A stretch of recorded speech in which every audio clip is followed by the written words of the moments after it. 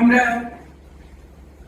বঙ্গবন্ধুর আদর্শের কথা বলি, বঙ্গবন্ধুর আদর্শের কথা যতটা মুখে বলি ততটা আমরা মনে রাখি কিনা, মেনে চলি কিনা, এটা যদি একটুখানি মনে রাখি সবাই, যে বঙ্গবন্ধুর আদর্শের কথা বলছি, আদর্শটা আসলে কি, বঙ্গবন্ধুর আদর্শটা কি, এবং সেটা আসলে আমি কতটা মানছি, কতটা সেটা পালন করছি। আমরা কথায় কথায় বলি নেত্রীর জন্য জান দিয়ে দেবো, নেত্রী কারণ কেউ জান দিয়ে দেবে তার জন্য এটা তিনি চান না।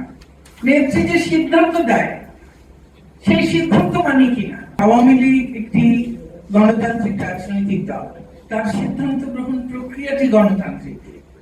আমাদের কেন্দ্রীয় যে একেবারে শীর্ষ যে সিদ্ধান্ত গ্রহণের যে প্রক্রিয়াটি রয়েছে, সেই প্রক্রিয়ায় নেতৃত্ব কারোর উপর কিছু চাপিয়ে দিচ্ছেন না। প্রত্যেকটি সিদ্ধান্তই সকলের আলোচনার মধ্য দিয়ে একটা সিদ্ধান্ত গৃহীত হয়।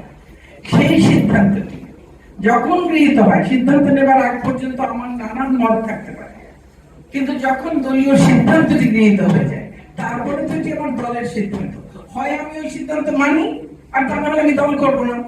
আপনার সেই স্বাধীনতা তো আছেই, কিন্তু আপনি দলও করবেন, নেত্রীর জন্য জানও দিয়ে দেবেন বলবেন, কিন্তু নেত্রীর নেতৃত্বে যে সিদ্ধান্ত দলের সেটা মানবেন না। এটা তো আসলে হওয়া উচিত না।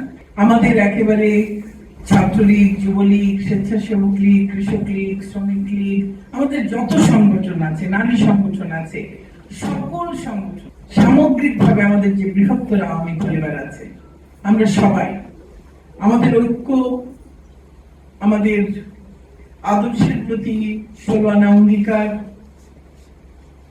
আমাদের দলীয় শৃঙ্খলা, এ বিষয়গুলো আমাদের জরুরি। কারণ আমাদের যত অর্জন, বাংলাদেশের যত অর্জন, বাঙালির যত অর্জন, তার সবকিছু এসেছে আওয়ামী লীগের মাধ্যমে। আমাদের এই ঐক্য, আমাদের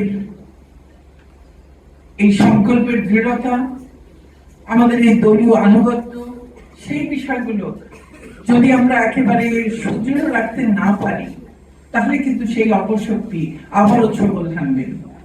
এবং রাজনৈতিক দল হিসেবে, দেশের বৃহত্তম রাজনৈতিক দল হিসেবে, দেশের মানুষের আস্থা বিশ্বাসের ঠিকানা হিসেবে